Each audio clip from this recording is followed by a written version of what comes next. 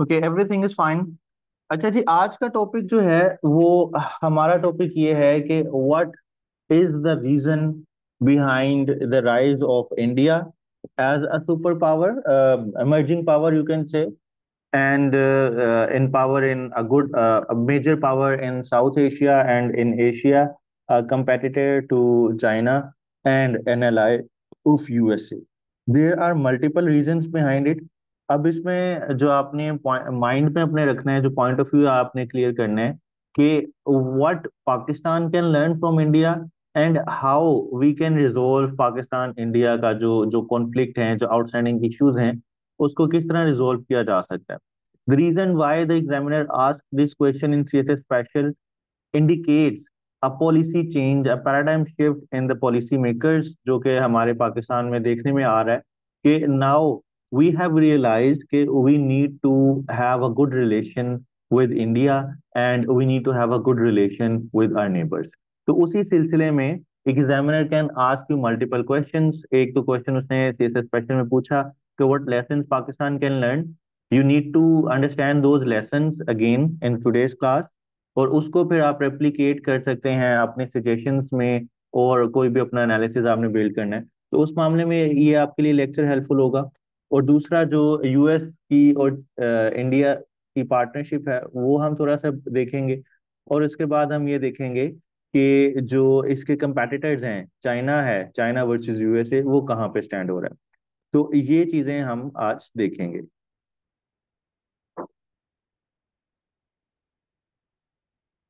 So let's start. Acha ji, when we start this, I have given you many quotations. You can just copy them, and these are the punching paragraph. I'm not going to read it. Now, why India is basically a rising power? Tika, what makes India the new golden boy in international relations? Ji, anyone from your side first? What do you think? Why this India is rising? And we have seen many multiple uh, newspapers and foreign magazines जिसके ऊपर इसके बारे में काफी discussion चल रही है। So anyone can point out and highlight why this is becoming a new golden boy, or you can say the new tiger of South Asia. ठीक है। Anyone can raise hand and I will allow you to unmute so that ये थोड़ा सा lecture interactive बन जाए। I will give you opportunity to Dr. Inzamam this time. Okay? Ji Inzamam, can you unmute? जी। अस्सलाम वालेकुम। Wait, I think my mic is not connected. Let me connect it. Yeah. Not mic, speaker. एक minute रुकेगा। जी अस्सलाम वालेकुम sir, am I audible? Okay, it is connected now. जी, can you please repeat in जमाम, मैंने नहीं सुना। अस्सलाम वालेकुम सर। Yes, I can hear you now. Hello, am जी आई जी। Audible? Yes, you are audible. Please continue. Sir, India का जो रिसेंट राइज है, there are multiple factors behind it. तो जो फर्स्ट एंड फॉरमोस्ट है इन माय ओपिनियन, वो उसका इकोनॉमिक राइज है। जो इंडिया का शिफ्ट हुआ 1919 से ऑनवर्ड जियो इकोनॉमिक्स पे, तो उसकी वजह से जो उसकी इकॉनमी है वो, उसमें एक मेजर जो है ना, वो बूम आया। तो उस बूम की वजह से जो है वो इंडिया की जो सिग्निफिकेंस है, वो जो जो दुनिया का जो मेजर वर्ल्ड है उसके अंदर उसकी ज्यादा Audible, ठीक है। Else? सिग्निफिकेंस आ गई। All right. Now I will give another opportunity to Ikra Mir, and then I will continue with it. जी इकरा। अस्सलाम वालेकुम सर। वालेकुम सलाम। सर, अगर इंडिया का rise in my point of view देखा जाए तो जैसे हम पहले कहते हैं कि अगर हम एनालाइज करते हैं किसी भी स्टेट को तो हम डिफरेंट पर्सपेक्टिव में करते हैं, पॉलिटिकल, इकोनॉमिक, मिलिट्री, फिर अब आईटी में भी स्पेशली। तो अगर इंडिया का राइज देखा जाए sir, diplomatically they are influencing greater day by day. जैसे कि ब्रिक्स में हम देख लें इंडिया की प्रेजेंस, G20 में देख लें, और अभी जैसे रिसेंट समिट हुआ है इंडिया में ही उसका। देन हम देख लें आईटी में, तो many IT services, like IT services provide कर रहा है इंडिया। जैसे कि हम देखते हैं कि आउटसोर्सिंग, जो आईटी कंपनीज है वो आउटसोर्सिंग दे रही हैं इंडिया को। क्यों? क्योंकि इंडिया के पास एक स्किल्ड लेबर मौजूद है। जैसे कि हम पाकिस्तान में देखते हैं कि पाकिस्तान के पास भी पॉपुलेशन है लेकिन अनस्किल्ड है। इंडिया ने अपनी पॉपुलेशन को एज एसेट यूज किया है, एज एन एसेट यूज किया है। और अब जैसे कि अमेजोन हो गया, गूगल, माइक्रोसॉफ्ट, इनकी आउटसोर्सिंग है इंडिया में। ठीक है, उस तरह से उनका बिजनेस जो है आईटी में भी ग्रो कर रहा है। उस तरह उसके अलावा अगर हम इकॉनमी देखें तो उनकी इकॉनमी भी ग्रो कर रही है ड्यू टू सेवरल रीजंस। लेकिन अगर हम इंडिया की इन सब चीज़ों में एनालाइज करते हैं, इंडिया को पॉलिटिकल, इकोनॉमिक, आईटी में, मिलिटरीली, तो और हम देखते हैं कि पॉलिटिक्स में भी, अगर हम इंटरनेशनल रिलेशंस में भी इंडिया को देखते हैं, इंडिया का एक लिबरल पॉइंट ऑफ व्यू भी देख लेते हैं, तो India as an rising state emerge कर रहा है। और इंडिया हम देखें कि अगर वो नॉर्थ और साउथ का एक गैप, जैसे वो फर्स्ट वर्ल्ड, सेकंड वर्ल्ड और थर्ड वर्ल्ड था, तो अब इंडिया का हेमिस्फेयर उस चीज से, जो हम साउथ वर्ल्ड कंट्रीज हैं उससे, उसका हेमिस्फेयर बढ़ता जा रहा है, जो कि नॉर्थ सेमी जो है वो नॉर्थ स्टेट्स में आ रहा है, जहां तक मुझे वेरी लगता गुड। बहुत अच्छा आपने ब्रीफ किया है। एक्चुअली आपने समराइज कर दिया मेरा lecture, so I should give you a credit and I है। Should thank you so much sir. As my team member. अभी तो मेरे पास कोई नहीं है टीम मेंबर में, but you have potential. It is a good, आपने इसमें एडिशन की है, और यही चीजें मोर और लेस आपके सामने यहाँ पे आपको नजर आएंगी। लेट्स स्टार्ट फ्रॉम दैट, ठीक है। अगर हम इसमें स्टार्ट करते हैं, I know many of you do want to contribute and I will give you an opportunity to do in the coming lecture. Up, why India is becoming a golden boy? There are multiple reasons behind it, and the slide in front of you is basically the manifestation of this thing. ठीक है। अगर आप ये देखिए, सबसे पहले आपके जो राइट साइड पे है, strengthen position through high profile events in 2023। You also need to memorise the dates of these events current affairs के एमसीक्यू पॉइंट ऑफ व्यू से। सबसे पहले अगर आप देखें G20 की, जो उसने SCO G20 का जो उसने समिट करवाया इंडिया में, और उसने उसको डिप्लोमेटिकली कैसे कैच किया है, तो इसकी वजह से ज्यादा मैगजीन्स और इंटरनेशनल जो कमेंटेटर्स हैं उसके ऊपर कमेंट कर रहे हैं।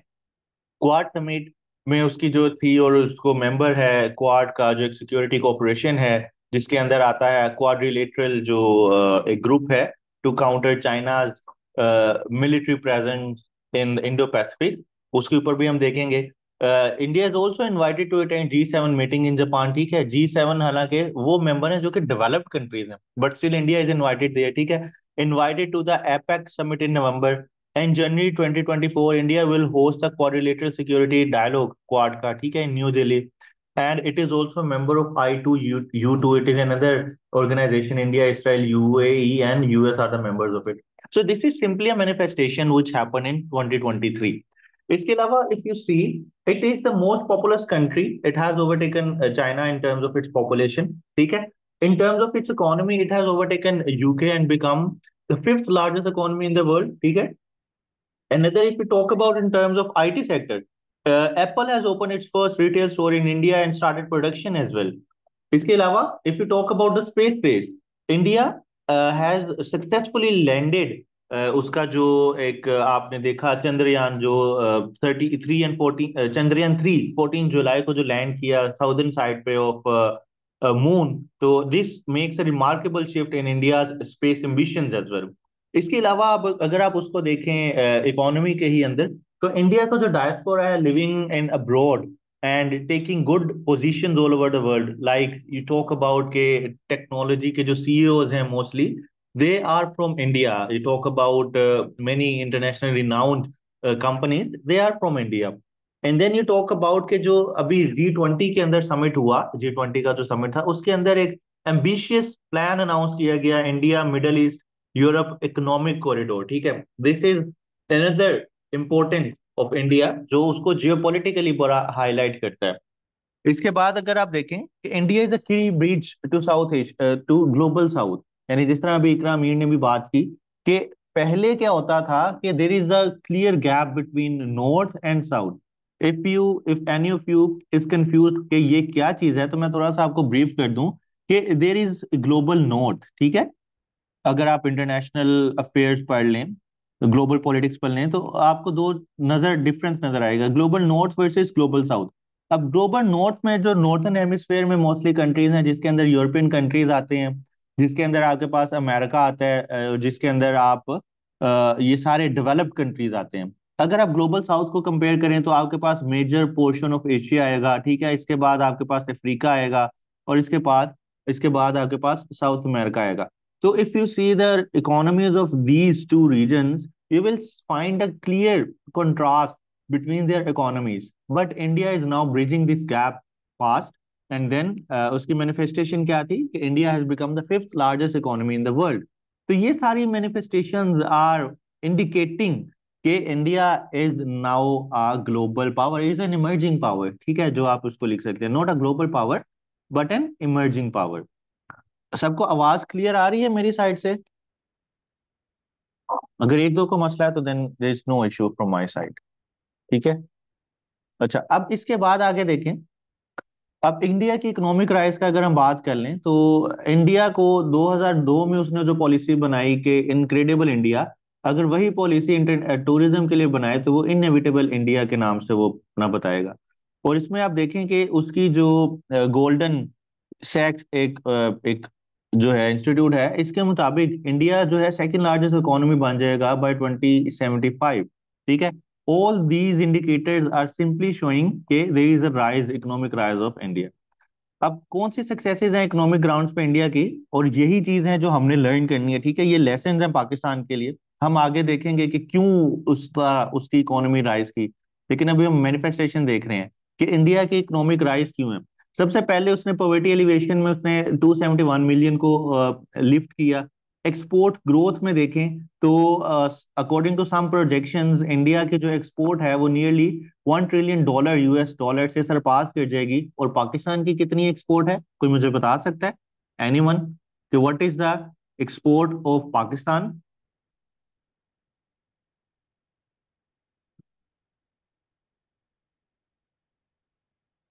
चैट में बताया, आपके लिए याद है होना चाहिए आपको। इट्स अराउंड $30 बिलियन एग्जैक्ट, आप उसमें फिगर्स देख सकते हैं इकोनॉमी वाले लेक्चर से, ठीक है। तो if you compare Pakistan export with India export, so there is a huge difference between it, and our export is stagnated. But if you see India's export, it has even जो है इसने cross किया है $1 trillion का। And then there is another thing which is contributing to the economy of India, and which is the geopolitical events, जो external events हैं जिसकी implication Pakistan पे आई in the form of fuel price hike, लेकिन उसको India ने capitalise किया because India has good relations with Russia as well as it is now making good relations with USA. तो उसने डिप्लोमेटिकली इसको अपना कैच किया, और इस वॉर की वजह से, रशिया यूक्रेन वॉर की वजह से, there were some sanctions on Russia, but these sanctions were capitalised by India, और उसने रशिया से डिस्काउंटेड ऑयल जो है वो लिया, परचेज किया। अब क्वेश्चन यह किया जा सकता है कि पाकिस्तान ने क्यों नहीं किया। द थिंग इज कि we don't have capacity to process Russian oil, but India does has this potential, और इस वजह से इंडिया ने उसको क्या किया, कैपिटलाइज किया। तो उसकी वजह से उसको फायदा मिला कि उसने जो है दुनिया में all over the world prices increase कर रही थी, लेकिन उसको यहाँ पे उसको कुशन मिला इंडिया को, और उसने यहाँ पे अपनी प्राइसेस को थोड़ा स्टेबलाइज रखा। And then it is also exporting refined oil to Europe and North America, ठीक है। इसके अलावा आईएमएफ के मुताबिक उसकी जो ग्रोथ है it is still even 6% plus. और if you compare from 1991 to 2023, तो उसकी पर कैपिटा इनकम $304 थी, now it has increase to $2600। तो these things are some successes of India. Now the question is, आप लोगों ने काफी इस पे कंट्रीब्यूट भी किया कि what are the reasons behind the growth as an emerging power, ठीक है। You can say as a regional power, you can say as an emerging power, it is contributing to multipolarity. Now students will ask कि multipolarity क्या होता है, तो उनको मैं उस पे लेक्चर भी दूंगा, ठीक है। लेकिन it is contributing to multipolarity. What is that? We will discuss later. अब what are the reasons behind it? There are a lot of reasons which are written in front of you. अगर हम सबसे पहले start करें तो geography जो एक country की होती है वो उसके लिए बड़ा एक की फैक्टर साबित होता है, ठीक है। जैसे फॉर एग्जांपल यूएसए जो 20th सेंचुरी में, यानी लास्ट सेंचुरी में, वर्ल्ड वॉर 1 चल रही थी, वर्ल्ड वॉर 2 चल रही थी, और फिर भी यूएसए की इकोनॉमी जो है उससे इम्पैक्ट उसका नहीं आया। ग्रेट डिप्रेशन के बाद यूएस की इकोनॉमी किस तरह बाउंस बैक करती है, कोल्ड वॉर के अंदर आपने उसकी ग्रोथ देखी। और इससे पहले जो 1890s 1870s 1900s का जो इरा था, उसको वो क्या कहते हैं, इरा ऑफ रिकंस्ट्रक्शन। मेरे ख्याल से उसमें आता है जो 3 4 प्रेसिडेंट्स थे जिन्होंने उसको रिफॉर्म किया, ठीक है, रिफॉर्मेशन आई, तो उसमें उसने ग्रो किया। We can see the same thing happening in India, and there is a commonality and which is in the form of this territory. ठीक है, इंडिया के पास एक वेस्ट जो है वो टेरिटरी है, और वेस्ट टेरिटरी का मतलब है India has vast natural resources. This is one example, one reason behind it. Another reason behind India's growth is the pool of young working population on which India invested massively in the last 3 to 4 decades. ठीक है, अब इस पे human development पे अगर आप देखें, India ने इस पे काफी ज्यादा वर्क किया। आईटी सेक्टर इंडिया का जो आज फ्रूट दे रहा है, वो उसने जो 1960 70s में जो इंडस्ट्री स्टार्ट की, जो एक ग्रो करना स्टार्ट किया अपनी पॉपुलेशन को, जो उसने टर्न किया आईटी सेक्टर पे, now it is now giving the fruit. तो this is the second reason कि उसके पास एक वर्किंग यंग पॉपुलेशन है। The third thing is the existing of strong democratic system. Now I will not comment के उसका democratic system एक ethnic democratic system बन गया है, वो उसकी डार्क साइड में देखेंगे कि उसमें जो हिंदुत्व आइडियोलॉजी है वो बहुत ही जोर पकड़ रही है, but that is another thing. अगर आप वहां पर डेमोक्रेटिकली देखें, तो both Pakistan and India got independence in 1947, but if you see India and Pakistan, nearly half of our जो time है after independence has been occupied by the dictators, but on the other hand India got some political stability। और 70 साल की उसकी जो political stability थी, उसकी वजह से वहां पे policies जो थी वो डिबेट होती थी, उसके ऊपर एक कंटिन्यूटी थी, and people do make their representatives accountable, and hence this is now turning into the economic asset for India. इसके अलावा जो इंडिया की फॉरेन पॉलिसी है अंदर Narendra Modi, no matter if you dislike this person और not, but this person has done something good for India. उसने उसको एक एक्सट्रीम हिंदुत्व आइडियोलॉजी में तो टर्न कर दिया है, ठीक है, मुस्लिम्स के लिए तो इसने एट्रोसिटीज कमिट की, बट ओवरऑल अगर आप एक स्टेटिज्म, एक स्टेट के तौर पे देखेंगे, तो Modi has actually impacted the foreign policy of India, और उसने उसको जो डिप्लोमेटिकली इंडिया को इंक्रीज किया है, उसके deepen ties with the diaspora, attempted to end Delhi's defensiveness on the world stage, inject greater flexibility into India's position in trade and climate change, construct a new framework of pragmatic internationalism। यानी जितने भी सारे summits हैं और बाकी चीजें चल रही हैं, वो सारी इंडिया की स्ट्रॉन्ग फॉरेन पॉलिसी की वजह से है, and then it is now being depicted to the world as well through diplomacy.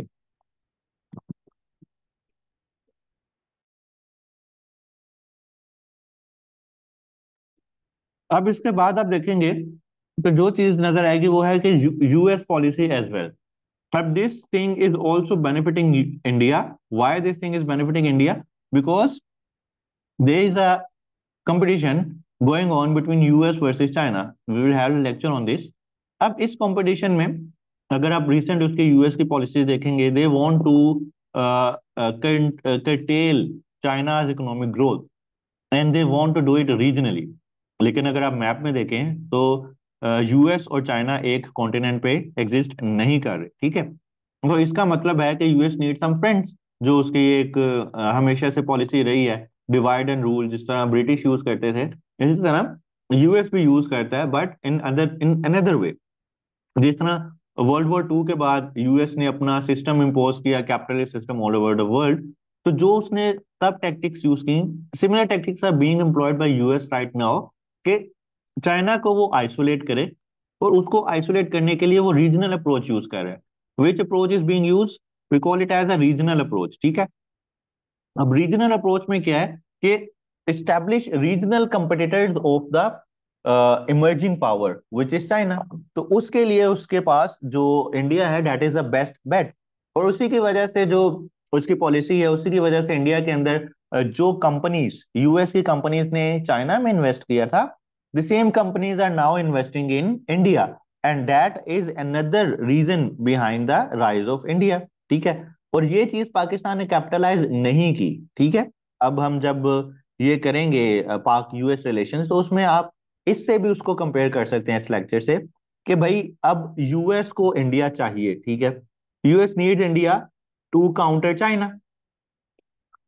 अब इससे पहले कि अगर आप पाकिस्तान के साथ देखें, if you go back 30 years ago, आप पहले ही हिस्ट्री निकाल लें, इन 1979 US needed Pakistan the most in the entire world, because उसने क्या करना था, काउंटर करना था किसको, रशिया को। At that time it was USSR, Russia's presence in Afghanistan. तो एट दैट टाइम पाकिस्तान को उसकी जरूरत थी, ठीक है।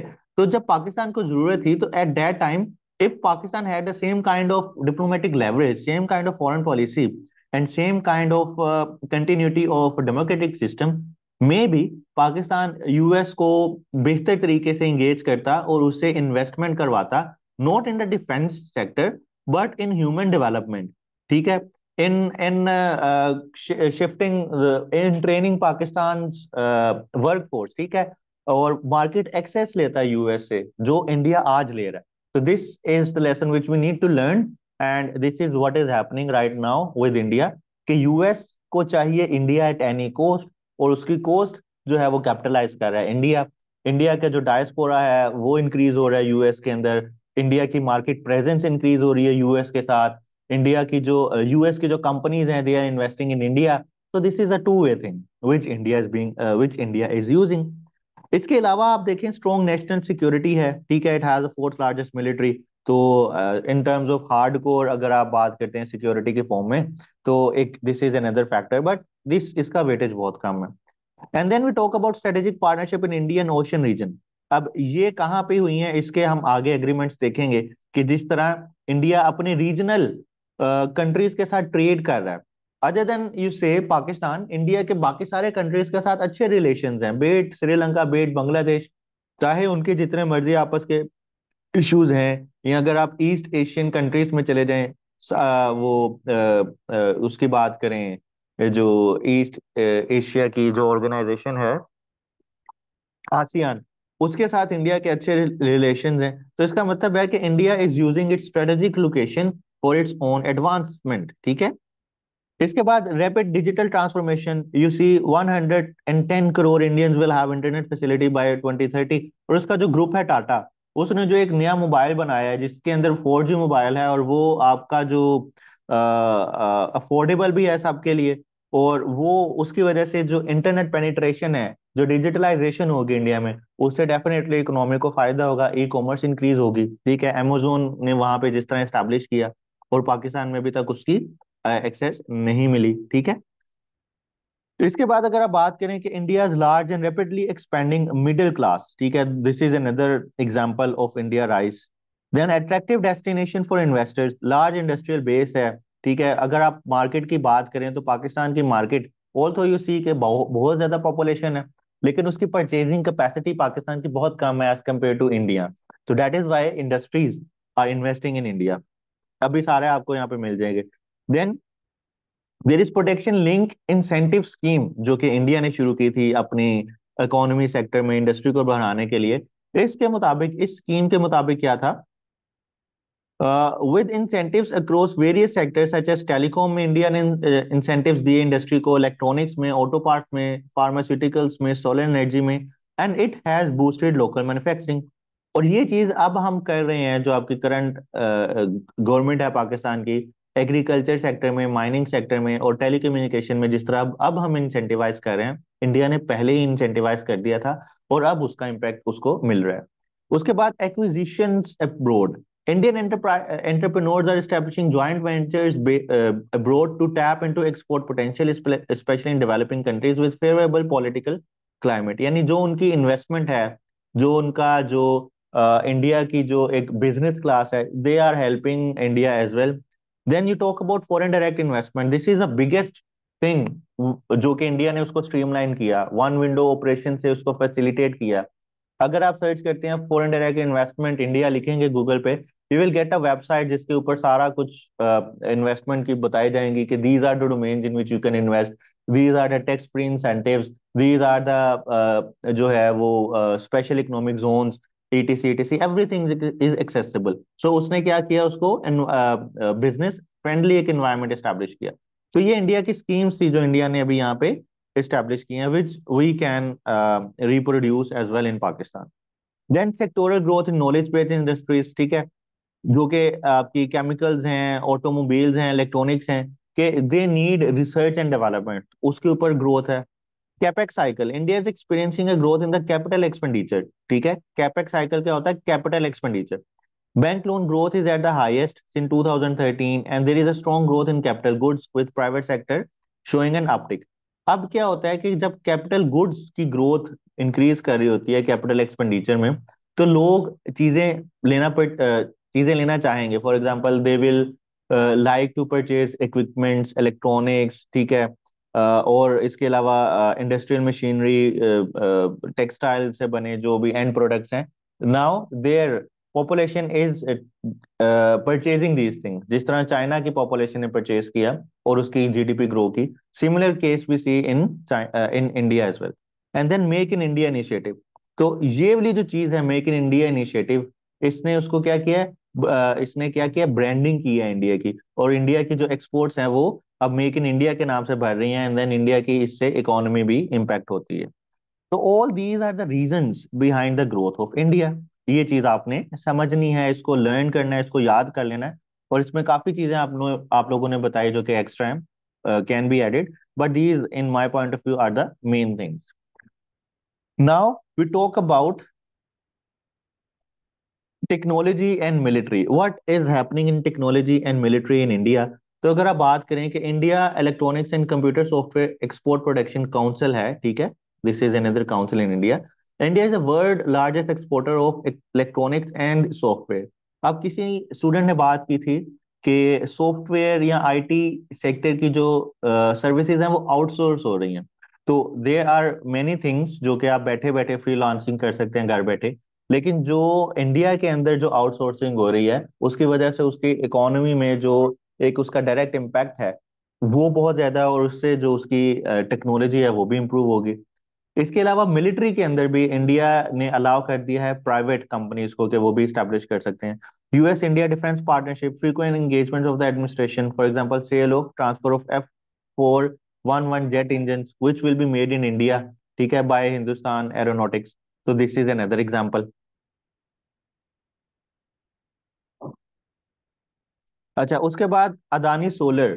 Now this is another thing जिस पे इंडिया इन्वेस्ट कर रहा है। This is the technology of future. मैंने आपको इकोनॉमी वाले लेक्चर में भी कराया था कि this is where India is now taking huge investment.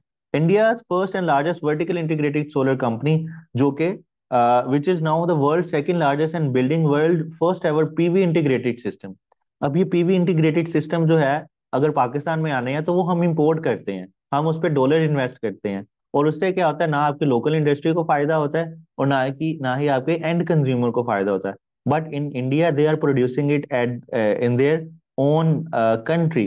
और उससे क्या होगा कि एक तो उसका जो गोल है नेट जीरो इमिशंस, ठीक है, by 2070, and 50% of power from non fossil fuel उसकी 2030 तक अचीव हो जाएगी। लेकिन हमारी अभी तक उसमें 61% थर्मल है। और in near future we do not see any major investment in renewables, ठीक है। But on the other hand जो उसमें इलेक्ट्रिक व्हीकल्स हैं एंड ग्रीन हाइड्रोजन, वो उसके ऊपर इन्वेस्ट कर रहे हैं, and then these cars will now occupy the Indian roads, ठीक है। और उससे क्या होगा? न्यू इंडस्ट्री लगेगी, more jobs and more need of electric vehicles abroad, और वो एक्सपोर्ट कर सकेगा। तो ये चीजें आप टेक्नोलॉजी एंड मिलिट्री में देखेंगे। Indian oil, the countries largest oil refiner and fuel retailer, eyes more domestic and foreign partnership. जिस तरह हमने देखा एमबीएस ने लास्ट ईयर जब विजिट किया था, तो उसमें जो रिफाइनरी के साथ उनकी डील हुई थी, may be last to last year. तो ये सारी चीजें आपके सामने जो कुछ स्टैट्स हैं मोटे मोटे, ऑल दी शो के what India is doing in the economic sector, technology sector and military sector. अब इसके बाद हम देखते हैं कि what India is doing with its neighbours, ठीक है। यानी ये चीज बहुत ही इंपॉर्टेंट है, आपने इसको जो है वो अंडरस्टैंड करना है कि where is Pakistan, Pakistan is somewhere here. And Pakistan अपने आप को, जब जो मैंने पाकिस्तान अफेयर्स के स्टूडेंट्स को करवाया था, कि पाकिस्तान अपने आप को कहता है कि बहुत ही एक बेस्ट जियो स्ट्रेटेजिक लोकेशन पे पाकिस्तान प्लेस है। Everyone agrees with this thing, but have we capitalized upon this massive opportunity जो कि अवेलेबल है पाकिस्तान को? सैडली हम ये नहीं कर सके। But what India is doing because of its geography, let's see. And with its south east Asian countries. ठीक है, इंडिया एंड साउथ एशिया। अब ये सारी इंडिया जो है इन कंट्रीज के साथ एक्सपोर्ट कर रहा है, इसके साथ ट्रेड कर रहा है, और रीजनली इंडिया इनके साथ एक लार्जेस्ट ट्रेडिंग पार्टनर बनता जा जा रहा है आफ्टर चाइना। अब यहाँ पे कुछ डील्स हैं जो इंडिया ने की हैं इस कंट्रीज के साथ। ठीक है, India Vietnam comprehensive strategic partnership, India Philippines defence partnership, India Indonesia comprehensive strategic partnership, India Malaysia enhance strategic partnership, India Singapore relations. ठीक है, अब ये सारी चीजें, एक आपने ये नहीं देखना कि इसमें क्या है, ये सिर्फ आप इसको रीड कर सकते हैं, लेकिन ऑल दीज थिंग्स इंडिकेट कि India is now also integrating heavily with its regional partners, and that is also providing stimulus to the growth of India। ठीक है, उसको इसकी वजह से क्या फायदे होंगे? अब I can ask you this question कि what is the benefit of integration with your neighbours, with your region? Can anyone point out कि क्या इसमें बेनिफिट्स मिलेंगे किसी भी कंट्री को, और इंडिया को इससे क्या बेनिफिट मिल सकते हैं? अगली स्लाइड्स में मैंने एक्सप्लेन किया, but you need to mention this कि आपके जो इसके जो बेनिफिट्स हैं या इसके आप कहें कि इम्प्लीकेशंस हैं, इसकी इम्प्लीकेशंस क्या हो सकती हैं? इसकी इम्प्लीकेशंस ये हो सकती हैं कि पहले चलें जी, कोई हैंड रेज कर दे, मैं उसी से पूछ लेता हूँ। Anyone who wants to contribute by raising hand? We have 3। तो जी है ना, आप बताएं।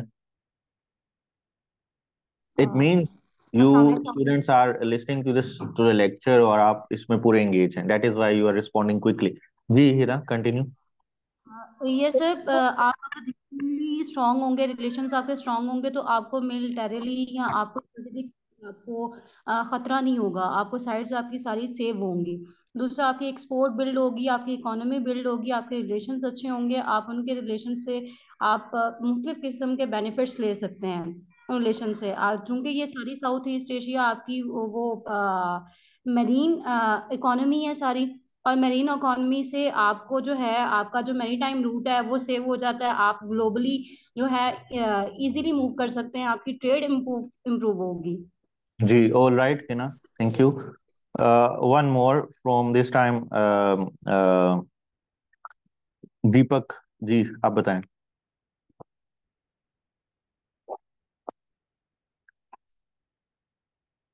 Deepak, you may unmute. Okay, नहीं हो रहा आपसे शायद। Okay, another one I will take from Halal. अस्सलामुअलैकुम। जी वालेकुम सलाम, आई कैन हियर यू। जी हेलो। जी जी, I can hear you. Hello. जी दीपक, आवाज आ रही है आपकी। हेलो। आई थिंक आपको आवाज नहीं आ रही। आई can hear you. Alright, let's continue with it. अब इसमें इम्प्लीकेशंस मैंने आपको बताया कि जैसे पहले मैंने बताया था आपको कि जब भी आपने इम्प्लीकेशंस देखनी है तो आप डिफरेंट सेक्टर्स में देखते हैं। पॉलिटिकल इम्प्लीकेशंस क्या होंगी? एक उसकी पॉलिटिकल इम्प्लीकेशन क्या होगी? हेजीमनी। अब इसकी एग्जांपल ले लें कि यूएस ने हेजीमनी किस तरह इंश्योर की थी। अब आप अगर 21st सेंचुरी की बात कर रहे हैं हेजीमनी की, या आफ्टर वर्ल्ड वॉर 2 बात कर रहे हैं हेजीमनी की, तो हेजीमनी के लिए आपको चाहिए होते हैं रिलेशंस। ठीक है, आपको चाहिए होते हैं good relation, not only relation, and आपको चाहिए होते हैं इम्पैक्टफुल रिलेशन। अब इम्पैक्टफुल क्या होता है कि भाई जब आप कहें तो आपकी बात माने, वो आप पे डिपेंडेंट हों। वो डिपेंडेंट कब होंगे? जब इकोनॉमिकली वो इंटीग्रेटेड होंगे। वो डिपेंडेंट कब होंगे? जब उनके आपके साथ ट्रेड हो रही होगी, because now we are living in the 21st century. और इससे आपको जो पॉलिटिकल बेनिफिट लेवरेज मिलता है, दैट इज हेजीमनी। तो this is another thing which India can gain. इसके अलावा जो उसकी पीस है एंड सिक्योरिटी है, तो उसको क्या होगा कि वो ज्यादा इन्वेस्ट करेगा ऑन इट्स बाकी एडवर्सरीज, और इन कंट्रीज के साथ पीसफुल रिलेशन रखेगा, और उससे फायदा होगा उसका डिफेंस में। स्पेंडिंग की रिक्वायरमेंट कम हो जाएगी, और इसके अलावा क्या होगा, उसका जो पॉलिटिकल क्लाउड है, ठीक है, वो बढ़ जाएगा ऑल ओवर द वर्ल्ड, और जो अपना स्टेटस है वो उसको इंक्रीज कर सकता है। इकोनॉमिकली क्या होगा? Economic integration. When you talk about economic integration, तो यहाँ से बात होती है economies of scale. Economies of scale का मतलब ये है कि उसकी जो कंपनीज हैं उसको मार्केट एक्सेस मिलेगा बाकी कंट्रीज के साथ, और वो वहां से अच्छा ट्रेड करेंगे और वहां से अच्छा रेवेन्यू अर्न करेंगी, एंड इट मींस के उसका जो इकोनॉमिक लेवरेज है वो इंक्रीज होगा। सोशल क्या होगा कि सोशल में इजी जो है उसकी मोबिलिटी होगी लोगों की, ठीक है। इससे जो उसका टूरिज्म सेक्टर है वो प्रमोट होगा, जिस तरह वो प्रमोट करवाता है। उसकी जो कल्चरल वैल्यूज हैं, जिस तरह उसके जो ड्रामाज हैं, उसकी मूवीज हैं, वो हिट करेंगी बाकी कंट्रीज में, और वहां से वो रेवेन्यू ग्रोथ और एक पॉलिटिकल इंटीग्रिटी जो है वो अर्न करेंगी। और एट द एंड इसका सारों का फायदा, यानी इन तीनों चीजों को मिला लें तो इससे जियो पॉलिटिक्स पे क्या होगा कि it will emerge as a regional power, it is already emerging regional power. और वो जो है उसकी एम्बिशन जो है वो ज्यादा बढ़ती रहेंगी, और वो फिर आप देखेंगे कि एम्बिशियस फॉरेन पॉलिसी लेके जाएगा और वो काउंटर करेगा बाकी चीजों को, और उससे मे बी आप देख सकते हैं कि पीस भी आ सकता है, और उससे जो है कंपटीशन भी बढ़ सकता है। These are the reason. तो these are the implications of the rise of India. अभी हम आगे जाके देख लेते हैं बाकी चीजें भी। अंडरस्टैंड? चीजें आपको समझ आ गई हैं? अब इसके बाद देखें, ये सारे वही चल रहे हैं आगे कंट्रीज के साथ, आप इनको देख लीजिएगा, एक दो याद कर लीजिएगा, बाकी जरूरत नहीं है। Another thing what that is supporting India is its diaspora, ठीक है। diaspora क्या होता है कि जो Indians living abroad, how many Indians are living abroad? Around 32 million, ठीक है। 32 million are living abroad and they are now enjoying very important positions। एक तो पॉलिटिकली आप देख लें, ऋषि सुनक है, ठीक है, कमाला हारिस है, और इसके अलावा वो जो नॉर्थन आइलैंड का क्या था वो नाम उसका पीएम का, वो है, ठीक है। इसके अलावा CEOs of Fortune 500 companies of Indian, इसमें देखें current and farmer CEO including सुंदर पिचाई गूगल का है, सत्या नदीला माइक्रोसॉफ्ट का है, राज सुब्रमण्यन फेडेक्स का है, और ये एडोब का है, अजय बंगा जो है वो Mastercard now the World Bank, Indira Nooyi Pepsi, Vikram Pandit Citibank, and Parag Agrawal Twitter. These are all the important and biggest multinational, एंड इसके ऊपर जो है वो इंडिया के सीईओज लग रहे हैं। तो डेफिनेटली जो उनमें रिक्रूटमेंट होगी, जो उनकी पॉलिसीज होंगी, जो उनकी अप्रोचेज होंगी, they will have a soft corner of India, and this will definitely help India to get a some kind of political clout, ठीक है। तो ये चीजें हैं। इसके अलावा जो रेमिटेंस है, आपकी रेमिटेंस कितनी है पाकिस्तान की रेमिटेंस? Anyone can mention? यही सबसे ज्यादा है हमारी रेमिटेंस, तो इसी वजह से हम सपोर्ट करते हैं। अराउंड 24-25 बिलियन डॉलर्स की हैं हमारी। पहले होते थे, अब मैं भी ज्यादा हो गई हूँ। मुझे क्योंकि फैक्ट्स मुझे भी याद नहीं रहते मोस्टली स्टूडेंट्स की तरह। तो इतनी हमारी जो है वो क्या है, रेमिटेंस, और इंडिया की is increasing day by day. तो all these things are showing India's growth. अब इसके अलावा जो इंडिया में अभी रिसेंट हुआ G20 समिट, उसके ऊपर देख लेते हैं, जो जिसको कंसीडर करता है India as its diplomatic victory, ठीक है। डिप्लोमेटिक जो उसने समिट करवाया, ये सारे उसके ऊपर चीजें हैं, कौन सी कंट्रीज आई कौन सी नहीं आई। अब यहाँ पे देख लेते हैं, इसमें जो मेजर चीज आई थी वो ये थी कि launch of middle east Europe corridor. इसकी वजह से ज्यादा G20 के ऊपर बातें चलती हैं। ये उसका मैप आपके सामने रखा हुआ है। ये कॉरिडोर क्या है? It is a kind of partnership of global infrastructure investment which is a collaborative effort by G7 nations to fund infrastructure projects in developing nation। यानी it is considered, this project is considered as an alternative belt and road initiative, ठीक है। इसको यहाँ पे इतनी ज्यादा hype दी गई है। और इस इनिशिएटिव में कौन पार्टनरशिप करेगा, कौन इन्वेस्ट करेगा? ये इन्वेस्ट करेगा ग्लोबल इंफ्रास्ट्रक्चर इन्वेस्टमेंट फंड, जो कि G7 नेशंस की कोलैबोरेशन से ये चलता है। अब इसके चैलेंजेस क्या हो सकते हैं? इसके तो अपॉर्चुनिटीज आप देखें तो बेतहाशा हो सकती हैं। अब इसके चैलेंजेस क्या हो सकते हैं?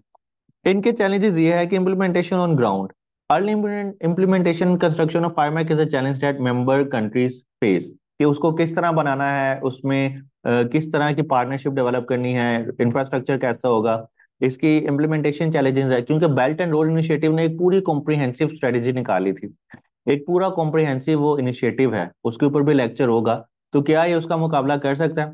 इसका फाइनेंस कौन करेगा? ठीक है, it is a major challenge, क्योंकि अगर ये फंड करेगा तो उसकी रिक्वायरमेंट्स क्या होगी। दूसरी साइड पे बेल्ट एंड रोड इनिशिएटिव है, उसकी तो फंडिंग सारी चाइना से आती है।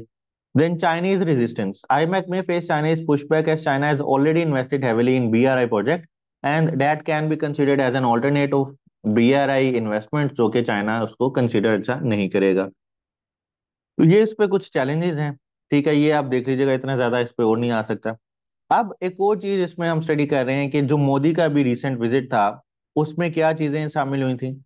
अब उस विजिट से पहले ये देख लेते हैं कि यूएस और इंडिया की मेन कोऑपरेशन क्यों है उसके इंटरेस्ट कन्वर्ज करते। उसके जो इंटरेस्ट हैं कन्वर्ज करते हैं, अगर आप इंटरनेशनल रिलेशंस पढ़ते हैं या रिलेशंस बिटवीन टू कंट्रीज पढ़ते हैं, तो देयर आर सम रीजंस जिसकी वजह से कंट्रीज आपस में फ्रेंडशिप स्टैब्लिश करते हैं, या हम कहते हैं कि गुड रिलेशन उनके बन गए हैं। अब दोनों के इसमें रिलेशंस हैं, यहाँ पे मैंने लिखे हुए हैं इंटरेस्ट। अच्छा आगे देख ले, यहाँ पे एक्सप्लेन कर देता हूँ। अच्छा, यूएस का क्या इंटरेस्ट है इंडिया के साथ, और इंडिया का क्या इंटरेस्ट है, आप लोग इससे बखूबी वाकिफ हैं, but I am still writing it. US का इंटरेस्ट मेनली उसका पॉलिटिकल इंटरेस्ट है, ठीक है। पॉलिटिकल इंटरेस्ट क्या है कि उसने काउंटर करना है चाइना को। अब उसने अगर काउंटर करना है चाइना को तो खुद से तो वो कर नहीं सकता, क्योंकि उसको हमेशा से उसकी अप्रोच रही है टू हैव allies, और allies के नेटवर्क से वो काउंटर करता है। And US needs now an regional ally, and that is now coming in the form of emerging India. So this is the main purpose of USA. दूसरा purpose ये है कि नाउ इंडिया की जो मार्केट है वो बहुत ही ज्यादा एक एम्बिशियस मार्केट है, ठीक है। अपॉर्चुनिस्टिक मार्केट है यूएस के इन्वेस्टर्स के लिए। तो that is why US wants to have a good relation with India, ठीक है। तो ये इकोनॉमिक उसके जो हैं वो इम्पेरेटिव आप देख लें, या कैपिटलिस्ट इम्पेरेटिव्स देख सकते हैं। अब इंडिया की क्या है, definitely India is as ambitious as any other emerging country, ठीक है। India is ambitious. इंडिया से हमेशा से पहले जो रही है 1970s तक, वो रहा है एंटी वेस्ट, या वो रहा है वो सोशल टाइप का, ठीक है, यानी कम्युनिस्ट टाइप का, उसके ऊपर ज्यादा इम्पैक्ट रहा है। लेकिन अब वो अप्रोच उसकी शिफ्ट कर रहा है, और वो कह रहा है कि अब उसने वेस्ट के साथ भी अच्छे रिलेशन जो है उसने स्टैब्लिश करने हैं, ताकि वो वेस्ट के साथ अच्छा तजारत कर सके, अच्छी कारोबार कर सके, और अपना जो स्टेचर है, जो इंडिया कहता है कि वो 200-300 साल पहले जो इंडिया एक इमर्जिंग एक ग्लोबल पावर थी, India wants to get the same thing back. और जो इंडिया की एक ह्यूज पॉपुलेशन है, उसको सपोर्ट करने के लिए India needs continuous economic growth, ठीक है। तो इस वजह से हम बात करते हैं कि इंडिया को जो है वो यूएस की पार्टनरशिप चाहिए, because US is the largest economy in the world. तो इस वजह से इन दोनों के इंटरेस्ट कन्वर्ज करते हैं। अब जब इनके इंटरेस्ट कन्वर्ज करते हैं तो इनके डिफरेंट स्फेयर्स पे, डिफरेंट एरियाज में उनकी इन्वेस्टमेंट है। सबसे जो मेन डिस्कस की जाती है वो है यूएस इंडिया की डिफेंस पार्टनरशिप। उसमें उसने इंडिया के साथ, यूएस ने काफी एग्रीमेंट्स किए हैं, और 4 एग्रीमेंट्स आपके सामने हैं, जिससे वो मिलिट्री टेक्नोलॉजी इंडिया को प्रोवाइड करेगा, और उसका जो डिफेंस में उसकी इम्प्रूवमेंट में उसकी हेल्प करेगा। दूसरी साइड पे जो एक एक पॉइंट ऑफ कंटेंशन है विद पाकिस्तान इस रिलेशनशिप को लेके, वो है इंडिया की जो न्यूक्लियर डील है, और जो सपोर्ट करता है यूएसए कि उसको हम न्यूक्लियर सप्लाई ग्रुप का मेंबर बनाएंगे। वो उस वजह से ये है कि उससे इंडिया और पाकिस्तान की जो पैरिटी है, न्यूक्लियर पैरिटी, वो डिस्टर्ब हो सकती है, और इंडिया के पास न्यूक्लियर आर्म्स यानी न्यूक्लियर वेपन्स बनाने के लिए एक मटेरियल जो चाहिए होता है, वो उसको इस डील से यूज हो सकता है। हालांकि ये डील बनी थी कि उसको सिविल पर्पस के लिए यूज किया जाए, लेकिन India can use these things for its military purpose. यही एरिया ऑफ कन्वर्जेंस मैंने बता दिया, why India is best fit for USA. Sea change, ठीक है, उसको लोकल जो है वो पार्टनर चाहिए था to counter China. Finding a niche, finding a निच क्या है कि ये कीवर्ड्स मैंने पहले यूज किए थे, लेकिन आप इसको कट करके सिंपल वर्ड में कर लें। फाइंडिंग अ निच ये है कि इंडिया की जो इमर्जिंग जो इसकी इमर्जिंग इकोनॉमी है, इसके लिए जो यूएस है वो बहुत ही ऑप्टिमिस्टिक है, बिकॉज यूएस की जो मेन रीजन है उसकी ग्रोथ की, वो उसका कैपिटलिस्ट इकोनॉमिक सिस्टम है। और कैपिटलिस्ट के लिए वो हमेशा से चाहता है कि उसको अपॉर्चुनिटीज मिले, मार्केट मिले, जिसको वो कैपिटलाइज कर सके।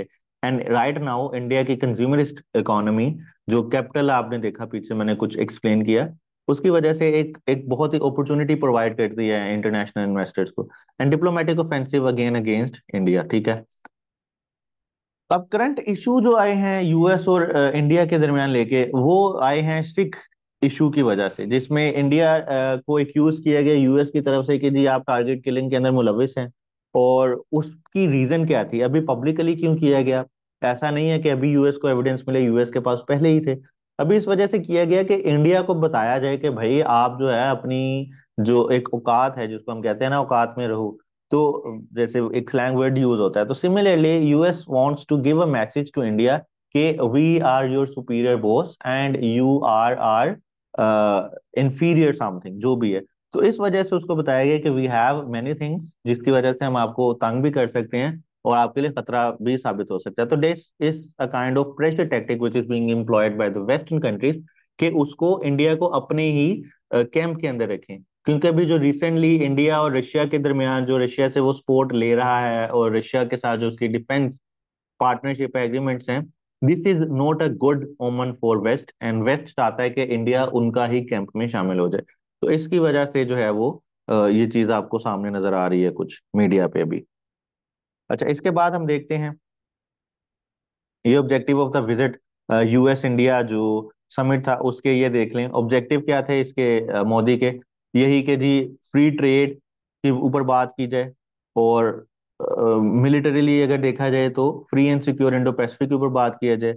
स्ट्रेटेजिक टेक्नोलॉजी पार्टनरशिप, यानी इंडिया चाहता है कि उसके जो ऐसी टेक्नोलॉजी के अंदर इन्वेस्ट करे जो कि फ्यूचर की टेक्नोलॉजी है, for example artificial intelligence, cyber security, digital warfare, इसके अंदर investment. And the third, the aim of Indian government is to increase the partnership between US and India and many other sectors. तो ये कुछ उनके साथ deal हुई थी इसमें, इस समिट के अंदर, वो आपके सामने है, इसके ऊपर जरूरत नहीं है एक्सप्लेन करने की फर्दर। अब what's behind the reason increasing strategic partnership, this is again the repetition of what I have already explained, आप उसको रीड कर लीजिएगा। और इम्प्लीकेशंस क्या होंगी साउथ एशिया पे इस विजिट की या इस यूएस इंडिया नेक्सस की, वो इम्प्लीकेशंस आपने देख लेनी है, यहाँ पे लिखी हुई है, मैं आपको वैसे ही थोड़ा सा एक्सप्लेन करता हूँ कि उसकी इम्प्लीकेशंस क्या है। तो इसकी इम्प्लीकेशंस, सबसे पहले जो यूएस इंडिया नेक्सस है उसकी जो इम्प्लीकेशंस हैं, उसकी आप कौन सी इम्प्लीकेशन, थोड़ा सा उसको नैरो डाउन कर लें, सिक्योरिटी इम्प्लीकेशंस। अगर हम उसके सिक्योरिटी इम्प्लीकेशंस की बात करें तो सबसे पहली उसकी सिक्योरिटी इंडिकेशन है कि वो डिस्टर्ब करती है balance of power. Disturb balance of power कहाँ पे? Between Pakistan and India. यानी अगर इंडिया को वो इस तरह की न्यू टेक्नोलॉजी दे रहा है तो डेफिनेटली वो टेक्नोलॉजी वो चाइना के अगेंस्ट तो यूज करने करेगा नहीं, क्योंकि चाइना और इंडिया के दरमियान अभी भी अच्छी ट्रेड चल रही है और इस तरह के कोई उसमें नियर फ्यूचर में कोई कॉन्फ्लिक्ट नहीं राइज कर सकता। But with Pakistan there is nothing in between India and Pakistan जो कि उनको सपोर्ट करे कि जी हमने वॉर के लिए नहीं जाना, ठीक है। और आप देख सकते हैं कि पॉलिटिकल जो अगर टेम्परेचर है वो कभी भी राइज करे तो इस तरह की कोई मिसकैलकुलेशन हो सकती है। तो इंडिया, पाकिस्तान यही कहता है कि इंडिया ये चीजें अगेंस्ट पाकिस्तान एम्प्लॉय कर सकता है। दूसरी ये चीज है कि it will kick start arms race. अब पाकिस्तान जो है वो सिक्योरिटी वाइज अपना एक डिलेमा फेस करेगा और उसको फुलफिल करने के लिए पाकिस्तान इज मेकिंग एफर्ट्स कि वो जो है वो किसके साथ, चाइना के साथ अच्छे रिलेशन एस्टेब्लिश करे, और बैक साइड पे यानी बैक एंड पे वो यूएस से भी अच्छी सपोर्ट रिक्वायर करेगा और इसमें कुछ गिव एंड टेक होगा। और रशिया यूक्रेन वाले पे जो यूक्रेन वाला मामला है वो इसी गिव एंड टेक का हिस्सा है अगर वो इस तरह का प्रूव होता है। इसके अलावा क्या इम्प्लीकेशंस होंगे कि वो जो रीजनल हेजिमोन है, in return India will demand कि उसको रीजनल हेजिमोन का जो है वो दिया जाए, और इससे जो कश्मीर का जो इशू है, कश्मीर का जो आपका जो वर्ल्ड फोकस है और जो मौकफ है वो चेंज हो सकता है, क्योंकि this would be the demand of India. तो these are the implications of this visit on on South Asia. बाकी आप देख सकते हैं।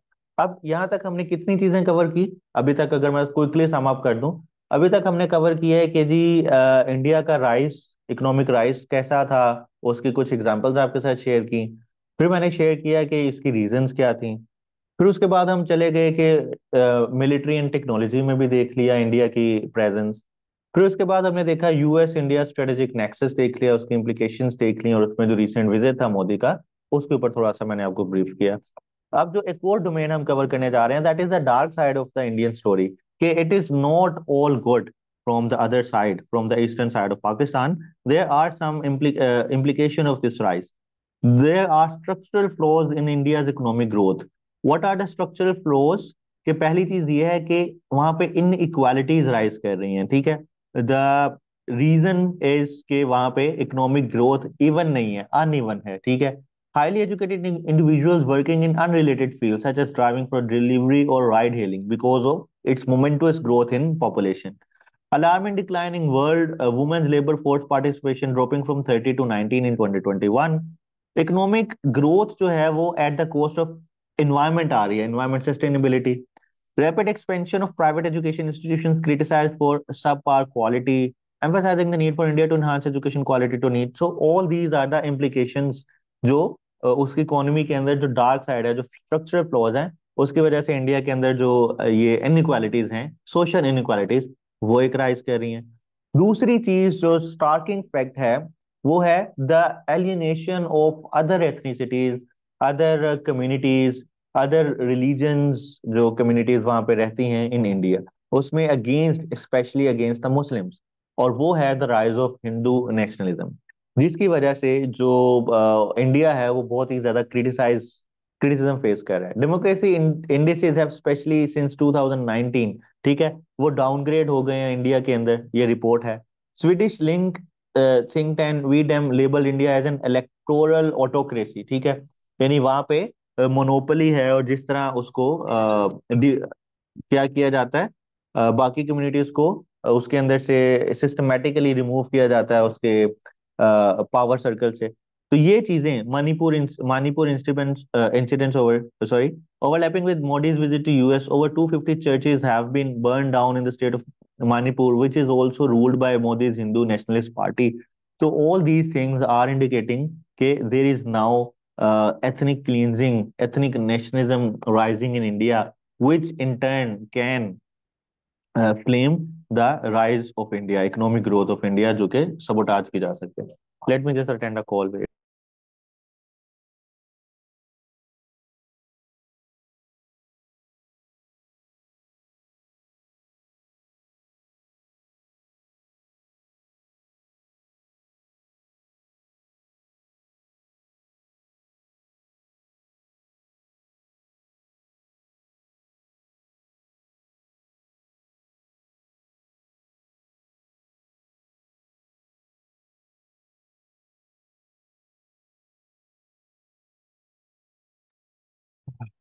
Another uh, drawback of being so easily accessible to the people, के कभी भी कॉल कर सकते हैं आपको बैठे बैठे, साहब क्या हाल है, ठीक है, मैं सोचा कि चेरी खा लें, अरे अजीब बात है, इस वजह से तो नहीं मैं अवेलेबल सबके लिए.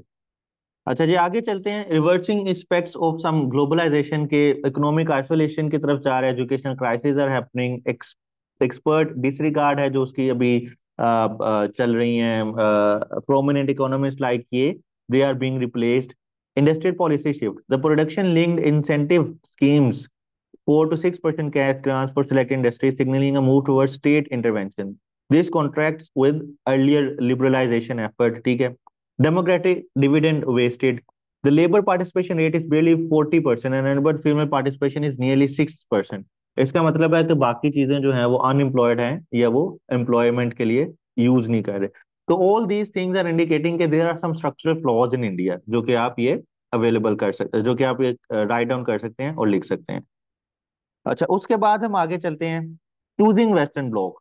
सो नाउ देर इज, पहले जो इंडिया कहता था कि जी मैं तो बहुत ही सेक्युलर एक स्टेट हूँ, मैं न्यूट्रल हूँ, but now as it is being pushed towards US for multiple purposes, तो उस पे लेबल किया जा सकता है कि now India will become an ally of western bloc, और उसमें फिर उसको साइड लेना पड़ेंगे अगर कोई भी ऐसे कॉन्फ्लिक्ट होते हैं. तो this is the dark side of Indian story. अब उसके बाद हम एक कंपैरिजन है चाइना वर्सेस इंडिया का, आप ये देख लीजिएगा कि काफी लोग कहते हैं कि जी चाइना और इंडिया का क्या कंपैरिजन बनता है, तो उसकी रीजन आंसर ये है कि there is no comparison at all. You see China's growth and you see India's growth. Also India 5वें नंबर पे है दुनिया की बड़ी इकोनॉमीज में, बट अगर आप इंडिया की इकोनॉमी और चाइना की इकोनॉमी का कंपैरिजन करेंगे तो there is no economy, there is no comparison at all. उसकी जीडीपी 17.7 ट्रिलियन है और उसकी 3.2 ट्रिलियन है, 5 टाइम्स लार्जर है. टेक्नोलॉजी प्रोडक्ट्स में बात करेंगे तो चाइना के ग्रेजुएट्स नियरली ट्वाइस हैं for STEM education, but India के इतने नहीं हैं. चाइना नियरली स्पेंड करता है 2% ऑन इस GDP on research and development, जिसकी वजह से वो इतना आगे जा रहा है, एंड इंडिया स्पेंडिंग ओनली 0.7%. अगर आर्टिफिशियल इंटेलिजेंस या 5th जनरेशन 5G की बात करें तो उसमें चाइना लीड कर रहा है, उसकी हवावे जो है और बाकी जो कंपनीज हैं. आर्टिफिशियल इंटेलिजेंस की बात करें तो India has yet to create a tech product that has gone global. China is the only global rival to United States in technology products. ठीक है. 5G की बात करें तो उसमें इंटेलिजेंस की बात करें तो उसमें चाइना लीड कर रहा है, उसकी हवावे जो है और बाकी जो कंपनीज हैं. आर्टिफिशियल इंटेलिजेंस की बात करें तो India has yet to create a tech product that has gone global. China is the only global rival to United States in China hold 65% of world AI patents compared with India 3%। यानी यहाँ पे अगर आप technology में बात करें, जो patents right हैं जो सबसे ज्यादा पाए जाते हैं यूएस के बाद, और अब चाइना के पास आ गए हैं, तो इंडिया उसके मुकाबले में बहुत कम है। China's AI firms have received $95 billion in private investment, ठीक है, और इंडिया के पास सिर्फ उसकी $7 billion आई है। तो all these things show कि there is still a huge gap between China and India and these two economies cannot be compared। और ये आप यहाँ पे लिख सकते हैं, बाकी चीजें यहाँ पे आ जाएंगी, ठीक है। वर्क फोर्स प्रोडक्टिविटी के लिहाज से भी देख लें तो China is even ahead of India. अब ये अभी हमने दूसरी चीज एक और डायनामिक्स कवर कर ली, वो थी चाइना वर्सेस इंडिया की। अब लास्ट थोड़ा सा रह गया, वो है पाकिस्तान से रिलेटेड, कि पाकिस्तान पे इम्प्लीकेशंस क्या होंगे चाइना के राइज के। अब ये मुझे आप लोग बताएंगे, उसके बाद मैं बताऊंगा, ताकि मैं देख लूं आप लोग बोर तो नहीं हो रहे। अभी भी हमारे पास 10-15 मिनट है लेक्चर के, जो भी हमारा ड्यूरेशन होती है, इजीली हम लेक्चर कवर कर लेंगे। जी आप बताएं जी, अब कि इसके क्या इम्प्लीकेशंस हैं पाकिस्तान के ऊपर जो इंडिया के राइज है, ठीक है। कौन बताएगा? You can raise hand. We have one hand raised from Hira. जी हीरा। अस्सलाम वालेकुम सर। सर वालेकुम। सबसे पहले तो हम मिलिट्री में बताएंगे कि ठीक। इसका अगर इंडिया का राइज होगा तो जाहिर बात है वो हमें उसके इम्प्लीकेशन जो आएंगे सिक्योरिटी से रिलेटेड आ जाएंगे। दूसरी बात सर, जैसे इसका मतलब टेक्नोलॉजी में ये बेहतर है तो उस वजह से इसकी इंडस्ट्री भी बेहतर हो रही है, तो हम इसकी हेजमोनी मतलब हमसे ज्यादा हो जाएगी। जी बस बिल्कुल, मुझे इसके दो। आप वही डोमेन्स में बात कर लेना, कि एक ये डोमेन में आ जाएगा, दूसरे डोमेन में क्या है, और फिर तीसरे डोमेन में क्या है। तो हमने डोमेन में बात की, पॉलिटिकल डोमेन, इकोनॉमिक डोमेन, जियो पॉलिटिकल, तो इन सब और में सर उस। पॉलिटिकल डोमेन में अगर हम बात करें जैसे वर्ल्ड बैंक और ये ब्रिटेन वुड इंस्टीट्यूट जो है इसमें इसका कोटा होता है, जी। इंडिया का भी है, तो उस हाँ वजह से इसकी पॉलिटिकल इन्फ्लुएंस ज्यादा हो जाएगी वहां पर। और ये जी जी, जी, हमें आपने सही वहां के बात आईएमएफ की कि अभी अगर इंडिया आईएमएफ है वो उसकी इकोनॉमी बढ़ रही है, तो उसके डेफिनेटली जो ग्लोबल ऑर्गेनाइजेशन में उसकी से बढ़ जाएगी। तो उससे फिर से बढ़ जाएगी। आपने इससे पहले जो हमारा वो एफएटीएफ की ग्रे लिस्टिंग की बात थी, उसमें इंडिया ने आपको कितना तंग किया। This is simple one manifestation, ठीक है। अब एक और से स्टूडेंट से पूछ लेता हूँ और फिर उसके बाद हम आगे चलते हैं। जी आमना। सर इसमें सबसे पहले हमारे लिए एक सिक्योरिटी का प्रॉब्लम बन जाएगा कि हमारे ऊपर प्रेशर आ जाएगा, क्योंकि इंडिया तो मिलिटराइज कर रहा है अपना काफी ज्यादा। अब उसने हाँ रशिया के साथ उसके रिलेशंस हैं, उसकी इकोनॉमी ग्रो कर रही है। इसके अलावा रीजनल क्लाउड उसका बढ़ रहा है, तो हमारे ऊपर ऑब्वियसली इंडिया हमेशा से पाकिस्तान को हर मुमकिन कोशिश करता है उसको स्नब करने की। तो वो भी करेगा। जैसे आपने बात की एफएटीएफ की, तो उसमें उन्होंने हमें कितना कंट्रोल किया, मतलब आपका इंटरनेशनल लेवल पर इंडिया की से बहुत बढ़ गई है, क्योंकि इंटरनेशनल मार्केट इंडिया बहुत बड़ी मार्केट है। और हर कंट्री इंडिया की मार्केट के साथ ताल्लुक बनाना भी चाहते हैं, और बहुत से उन्हें बनाया भी हुआ है, जैसे कि चाइना आप है, रशिया, एग्जांपल ले लें, सबका। मिडिल ईस्ट की एग्जांपल ले लें, कि middle eastern countries they do not give you full support for Kashmir. Even UAE went against your own narrative. This is simple manifestation of how yes exactly. Eyes can go against Pakistan interest. और जी इसके अलावा India propaganda बहुत create कर सकता है। जिस तरह हमारे न्यूक्लियर एसेट्स के ऊपर जब भी बात होती है तो इंडिया भी एक स्टांस रखता है कि सिक्योर नहीं है न्यूक्लियर एसेट्स। तो ये जो प्रोपेगेंडा कैंपेन्स हैं ये बहुत इजी हो जाएंगी इंडिया के लिए। और क्योंकि जी जब आप बहुत किसी पे अच्छा आपने। डिपेंड कर रहे होते हो तो आप उनकी कही हुई बातों को ना चाहते हुए भी यू फॉलो देम। तो इंडिया क्योंकि एक ग्रोइंग इकोनॉमी है, पॉलिटिकल क्लाउड उसका बड़ा है, रीजनल पावर, इमर्जिंग पावर है, उसकी से उसकी एक्शंस जो हैं बाकी कंट्रीज को चाहते ना चाहते हुए, क्योंकि पाकिस्तान के ऊपर वी हैव नथिंग। अगर हम इंटरनेशनल लेवल पे खुद को देखें तो वी स्टैंड नो वेयर, और इंडिया को कंपेयर करें तो वो एक बहुत मतलब एक इमर्जिंग पावर है। तो हर लिहाज से हमारे लिए ये प्रॉब्लम है, सिक्योरिटी, पॉलिटिकल, इकोनॉमी, प्रोपेगेंडा, ये हर एक सेक्टर में हमारे लिए इशू क्रिएट कर सकते हैं। जी very well explained again. Your name is Amna and you can also be recruited as my team member. Very well explained. तो अब यहाँ पे आपको मैं सारों को ये सामने सामने आपके सामने एक पिक्चर बना दिया, जिस तरह आमना ने एक्सप्लेन किया या बाकी स्टूडेंट्स एक्सप्लेन करना चाहते हैं।